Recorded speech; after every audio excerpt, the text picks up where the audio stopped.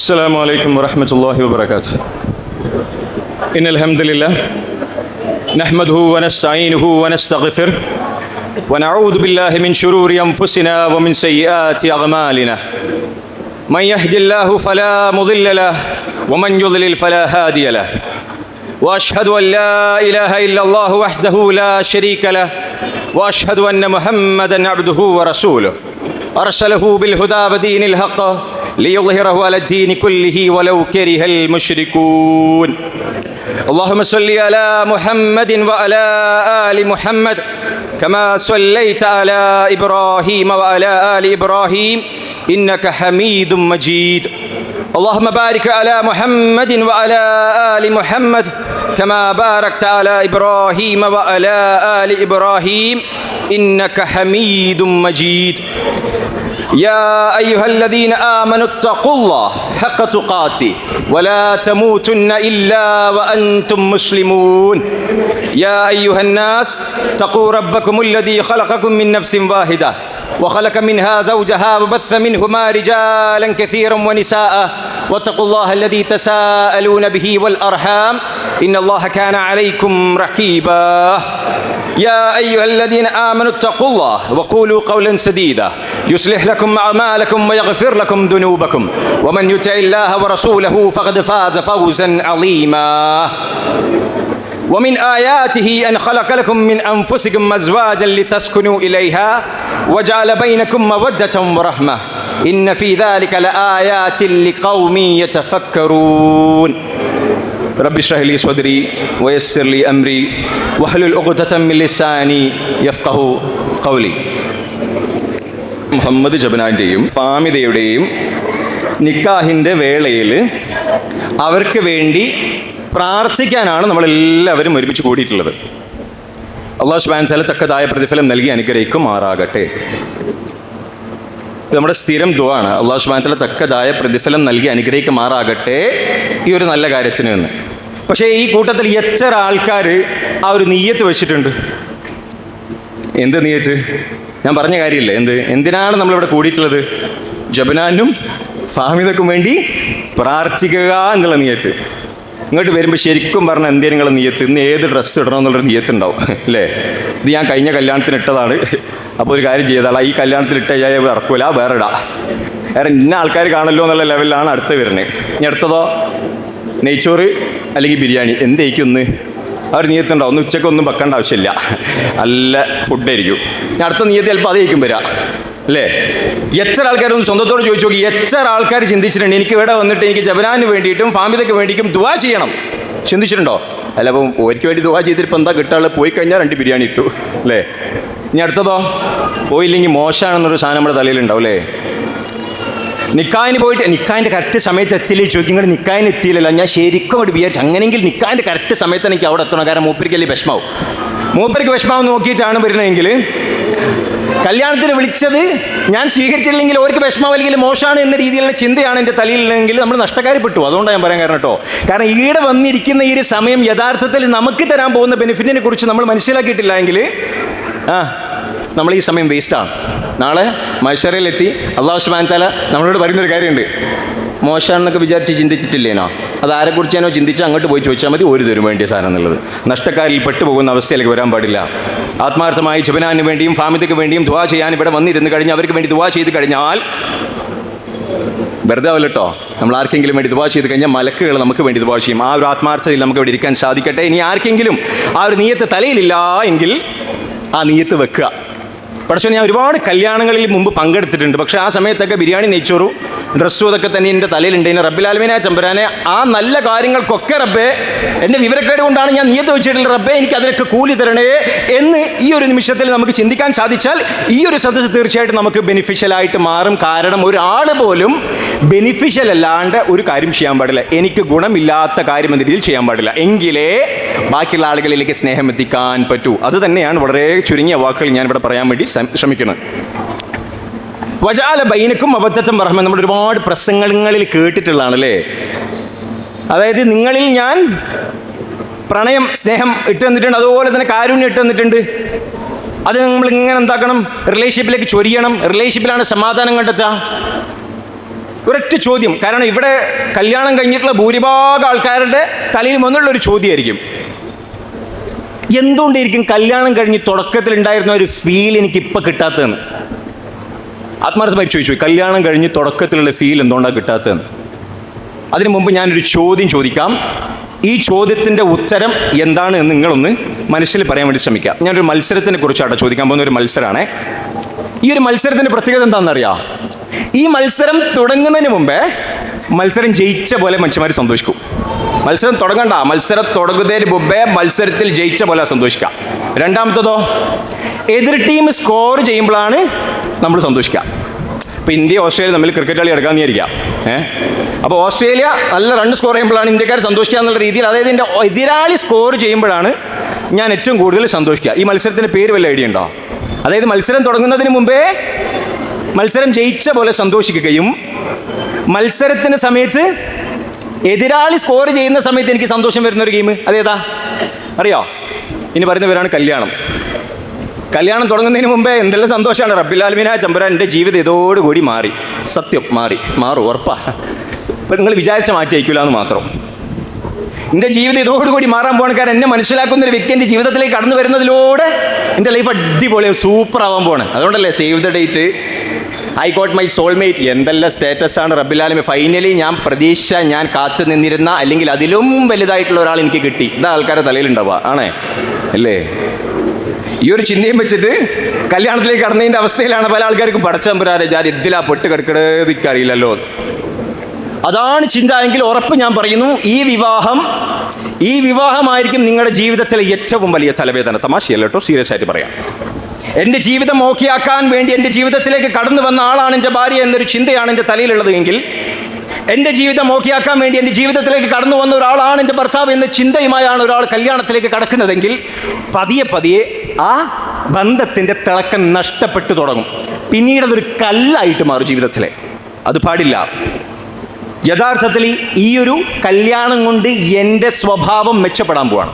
ഒരു മനുഷ്യൻ എന്ന രീതിയിൽ ഏറ്റവും നല്ല രീതിയിൽ ഞാൻ മാറാൻ പോവാണ് എന്ന ചിന്ത എൻ്റെ തലയിലില്ലെങ്കിൽ എൻ്റെ വാക്ക് ഞാൻ പറയുകയാണ്. ജബനാനോടും അതുപോലെ തന്നെ ഫാമിലിയോട് ഞാൻ പറയുന്നൊരു കാര്യമാണ്, പൊന്നു മക്കളെ, ഈ ഒരു ദാമ്പത്യത്തിലേക്ക് നിങ്ങൾ കടക്കുന്ന സമയത്ത് എൻ്റെ ജീവിതം ഓക്കെയാക്കാൻ വേണ്ടി ജബനാൻ വന്നിട്ടുണ്ട് എന്ന് ഫാമിലി ചിന്തിക്കുന്നുണ്ടെങ്കിൽ, എൻ്റെ ജീവിതം ഓക്കെയാക്കാൻ വേണ്ടി എന്നെ മനസ്സിലാക്കുന്ന ഫാമിദ് എൻ്റെ ജീവിതത്തിലേക്ക് വന്നിട്ടുണ്ട് എന്ന് ജബനാൻ ചിന്തിക്കുന്നുണ്ട് എങ്കിൽ, ജബനാനും ഫാമിദൊക്കെ ഒരുപാട് വേദനകളുടെ കഥകൾ പിന്നീട് പറയാനുണ്ടാവും. ആ അവസ്ഥയിൽ എത്താതിരിക്കാൻ വേണ്ടിയിട്ടാണ്.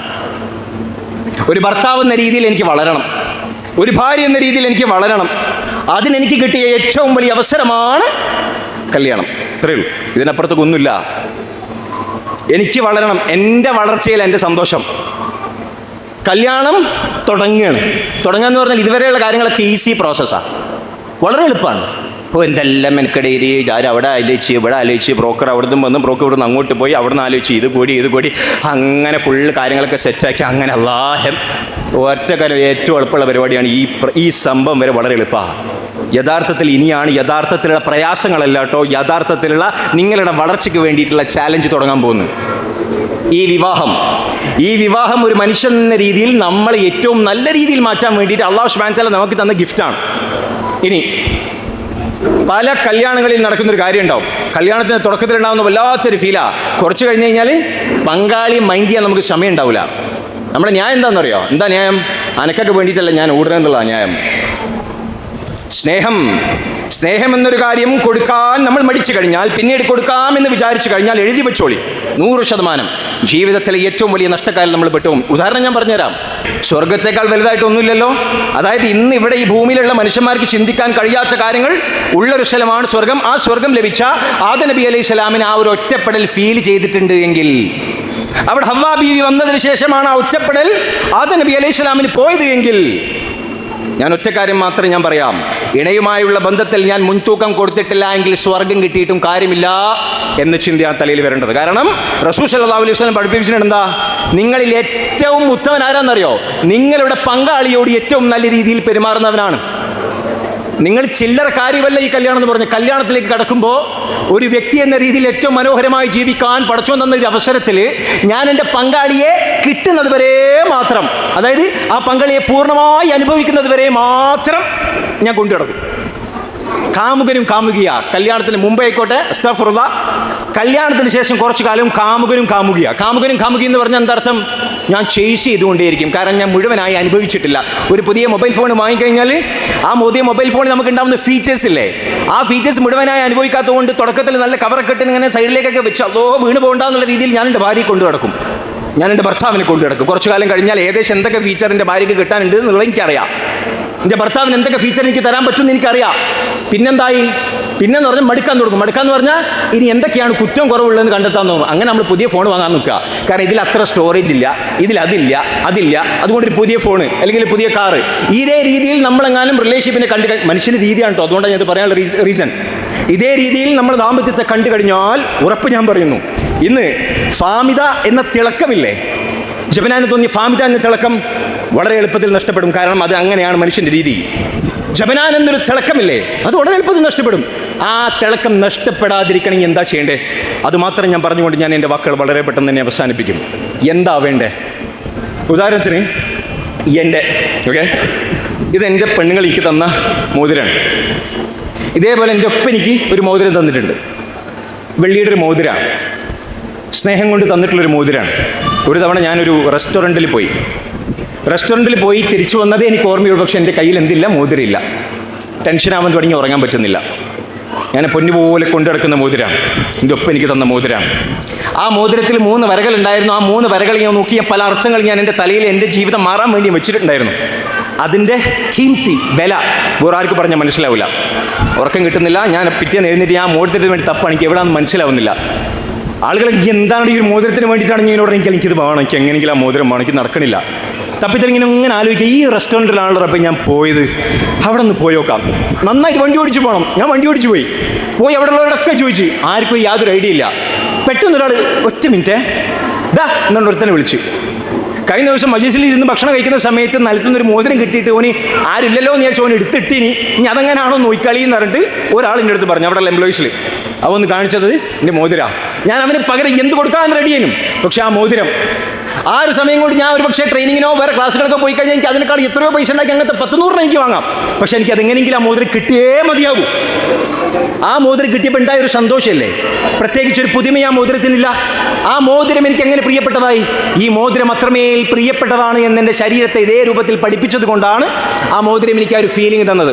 അതേപോലെ എൻ്റെ ഭാര്യ, എൻ്റെ ഭർത്താവ് എനിക്ക് അത്രമേൽ പ്രിയപ്പെട്ടതാണ് എന്ന് എൻ്റെ ശരീരത്തെ ഞാൻ എങ്ങനെ പഠിപ്പിക്കാമെന്നറിയോ? എങ്ങനെയാ? റെസ്പോൺസിബിളായിട്ട്. എൻ്റെ ഭാര്യയോട് എനിക്ക് കടമകളുണ്ട്, എൻ്റെ ഭർത്താവിനോട് എനിക്ക് കടമകളുണ്ട്.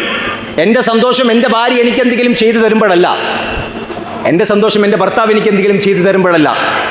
കാരണം എൻ്റെ ഭാര്യ തുടക്കത്തിലൊക്കെ പല കാര്യങ്ങളും വെച്ച് വിളമ്പി തരുന്ന സമയത്ത് എനിക്ക് വല്ലാത്ത സന്തോഷം. എൻ്റെ ഭാര്യയ്ക്ക് ഇതൊക്കെ ഉണ്ടാക്കാൻ അറിയല്ലോ. 5-6 കൊല്ലം കഴിഞ്ഞിട്ട് അതേ സാധനം ഉണ്ടാക്കണം, പ്രത്യേകിച്ച് സന്തോഷം എനിക്ക് വരാനില്ല. കാരണം എൻ്റെ ഭാര്യയുടെ സ്നേഹം തിരിച്ചറിയണമെങ്കിൽ ഞാൻ അവളെ സ്നേഹിച്ചു തുടങ്ങണം, അല്ലെങ്കിൽ അവൾ എനിക്ക് നഷ്ടപ്പെടണം. വളരെ ഇമ്പോർട്ടൻ്റ് ആയിട്ട് മനസ്സിലാക്കിക്കോളി.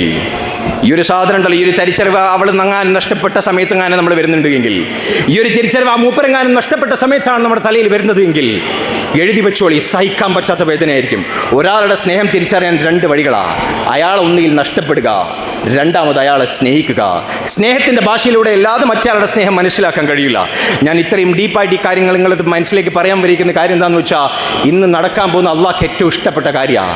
അള്ളാഹ്ക്ക് ഏറ്റവും ഇഷ്ടപ്പെട്ട സദസ്സുകളിൽ ഒന്നായിട്ട് ഇതിനെ ചിത്രീകരിച്ചിട്ടുണ്ടെങ്കിൽ ഇത് നമുക്ക് വേണ്ടിയിട്ടാണെന്നൊരു ചിന്ത നമ്മുടെ തലയിൽ വന്നിട്ടില്ല എങ്കിൽ ഈ ഒരു ദാമ്പത്യം ഞാൻ ഒന്നുകൂടെ ഞാൻ പറയുന്നു, നിങ്ങളുടെ ജീവിതത്തിലെ തലവേദനയായിട്ട് മാറുന്ന കാഴ്ച നിങ്ങൾ കാണേണ്ടി വരും. അല്ലേ, ഈ ഒരു ദാമ്പത്യത്തിന് ആ മുൻതൂക്കം നിങ്ങളെങ്ങാനും കൊടുത്ത് എൻ്റെ ഭാര്യയെ സ്നേഹിക്കുന്നതിൽ കിട്ടുന്ന സന്തോഷത്തെക്കാൾ വലുതായി എനിക്കൊന്നുമില്ല, എൻ്റെ ഭർത്താവിനെ സ്നേഹിക്കുന്നതിനേക്കാൾ സന്തോഷത്തിൽ എനിക്ക് വേറൊന്നും കിട്ടാനില്ല എന്ന രീതിയിൽ നിങ്ങൾ സ്നേഹിക്കുക. അതായത് തിരിച്ചൊന്നും പ്രതീക്ഷിക്കാതെ എൻ്റെ ഭാര്യയെ സ്നേഹിച്ചാൽ, എൻ്റെ ഭർത്താവിനെ സ്നേഹിച്ചാൽ, എൻ്റെ റബ്ബ് എനിക്ക് എൻ്റെ ഭാര്യക്കോ ഭർത്താവിനോ തരാൻ കഴിയാത്തത് തരും, എൻ്റെ മനസ്സിന് ചിന്തിക്കാൻ പറ്റാത്തത് തരുമെന്ന ഉറച്ച വിശ്വാസം. അതുകൊണ്ട് പടച്ചവൻ്റെ പ്രീതി ആഗ്രഹിച്ചുകൊണ്ട് നമ്മുടെ നല്ലൊരു ഭാര്യയായി ഭർത്താവായി ജീവിക്കാനെങ്ങാനും തീരുമാനിച്ചു കഴിഞ്ഞാൽ, എൻ്റെ വാക്ക് ഞാൻ പറയുകയാണ്, വെറുതെ പറയുന്നതല്ല. ഒന്നുകൂടെ ആലോചിക്കുക. ആദം നബി അലൈഹി സ്വലാമിന് ആ ഒരു കംപ്ലീറ്റ് ഫുൾഫിൽമെന്റ് എപ്പോഴാണ് കിട്ടിയേ?